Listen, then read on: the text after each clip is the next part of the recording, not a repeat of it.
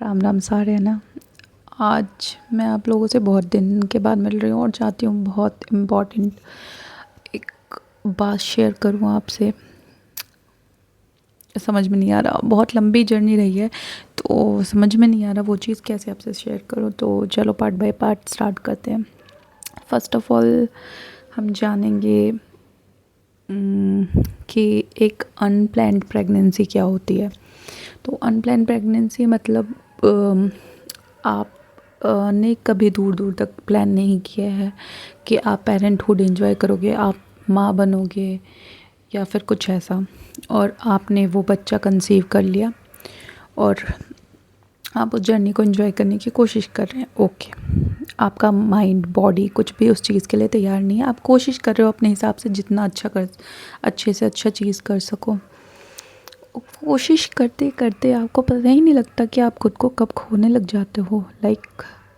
आपको खुशी होती है उस चीज़ की, बट आप उस चीज़ को एक्सप्लेन नहीं कर सकते कि किस तरीके से बोले। मैं समझाने की कोशिश करती हूँ कि आप धीरे धीरे अपने आप को पैम्पर करना, जो भी होता है, फेशियल करवाना या फिर अपने लिए कुछ स्पेशल चीज़ करवाना, क्योंकि आपकी बॉडी उस चीज़ को मेकअप करने की कोशिश कर रही होती है। तो आप वो करने लग जाते हो कि कैसे इस चीज़ को कोप अप करें। आपको पता नहीं होता प्रोसीजर क्या होता है, टेस्ट कैसे होते हैं, किस तरीके से फर्स्ट अल्ट्रासाउंड होता है, और बहुत सारी चीज़ें हैं जो कि आपको पता नहीं लगती। फिर आपको धीरे धीरे उन सब चीज़ों के बारे में नॉलेज होता है, और उसके बाद इन सब चीज़ों के गुजरने के बाद आपका शरीर बहुत कुछ झेल रहा होता है, मेंटली, फिज़िकली, कुछ भी। ओके, और उसके बाद जब आप डिलीवर करते हो बेबी, उसके बाद और चीज़ें बदलने लग जाती हैं। मतलब आपको अपने से ज़्यादा अपने बच्चे की फ़िक्र होने लग जाती है, और भी बहुत सारी चीज़ें हैं। तो उन सब चीज़ों के कारण आप चाहते हो आप अपना 110% दो, बट आपकी स्लीप साइकिल डिसबैलेंस हो जाती है। स्लीप रूटीन, खाने का टाइम, सारा कुछ इधर उधर हो जाता है। उसके कारण आपको एक चीज़ फेस करनी पड़ सकती है, और जिसको कहते हैं पोस्टपार्टम डिप्रेशन, जो मेरे को हुआ था या जिससे मैं उभर चुकी हूँ। अब आप ये जाने कि पोस्टपार्टम डिप्रेशन होता क्या है। पोस्टपार्टम डिप्रेशन एंग्जाइटी होती है। आपको सांस लेने में दिक्कत होती है। आपको ऐसा लगता है कहीं ना कहीं आप खुद को खो रहे हो। मतलब आप क्या थे और आप क्या बन गए हो। आपको कहीं ना कहीं खुशी तो होती है कि आप माँ बने हो, आप उस चीज़ को एंजॉय कर रहे होते हो, बट आपको लगता है कि मतलब क्या ही ये अचानक से हो रहा है आपके साथ। वैसा होने लग जाता है, ये सारी चीज़ें होने लग जाती हैं।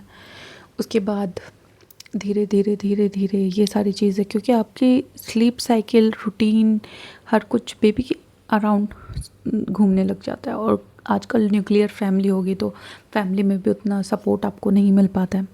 तो इसके कारण तो ये सारी चीज़ें होने लग जाती हैं। ये सारी चीज़ें होने के बाद एक टाइम ऐसा आता है जब कि आपको लगता है कि मतलब आपने क्यों ही इस चीज़ को आगे बढ़ाया, आपने क्यों ही ये डिसीज़न लिया, ब्ला ब्ला ब्ला। तो ये सारी चीज़ें होती है, और उसके बाद आप एक टर्म फेस करते हो जिसको कहते हैं प्रॉपर पैनिक अटैक। मैंने भी ये चीज़ फेस करी है। अब मैं बताती हूँ पैनिक अटैक क्या होता है।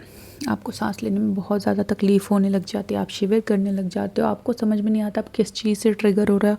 आप चिल्लाने लग जाते हो, आप रोने लग जाते हो, आपके सर की नसें एकदम टाइट होने लग जाती है। ये सब कुछ 10 से 20 मिनट मैक्स टू मैक्स होता है। तो आपको समझ में नहीं आता कि आप क्या करो उस टाइम पे, और सामने वाले को भी, क्योंकि हमारे सराउंडिंग में इस चीज़ का आइडिया ही नहीं है। क्योंकि पहले तो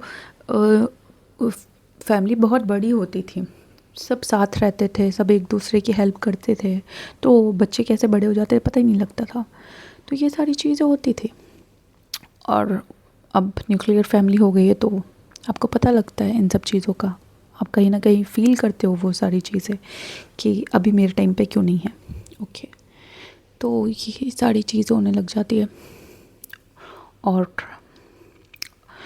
और जब वो पैनिक अटैक आता है 10 से 20 मिनट के लिए और आप वैसे रिएक्ट करते हो और आपको लगता है अब तो सब ख़त्म, एक अजीब सा डर, एक अजीब सी घबराहट होती है आपके अंदर। लगता है मतलब क्या ही हो गया, कुछ तो अच्छा नहीं हो रहा, कुछ तो अच्छा नहीं हो रहा, क्यों हो रहा है ये मेरे साथ ही, क्यों हो रहा है, आपको समझ में ही नहीं आएगा वो चीज़।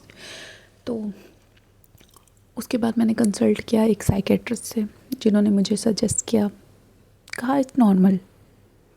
तो पहली बार कोई इस चीज़ को इस तरीके से मेरे सामने प्रेज़ कर रहा था। प्रेज़ क्या समझा रहे थे मेरे को, मतलब मेरे को प्रेज़ कर रहे थे, you are doing so well for the baby, you are not wrong and everything. वो मेरे को समझा रहे थे, बता रहे थे कि आप खुद के लिए टाइम निकालो, आप खुद के लिए कितनी इम्पॉर्टेंट हो, ये सारी चीज़ें। और उन्होंने मेरे को एक चीज़ बोली, लव योरसेल्फ, बस एक लाइन, और उसने मेरी दुनिया 360 डिग्री रिवॉल्व कर दी।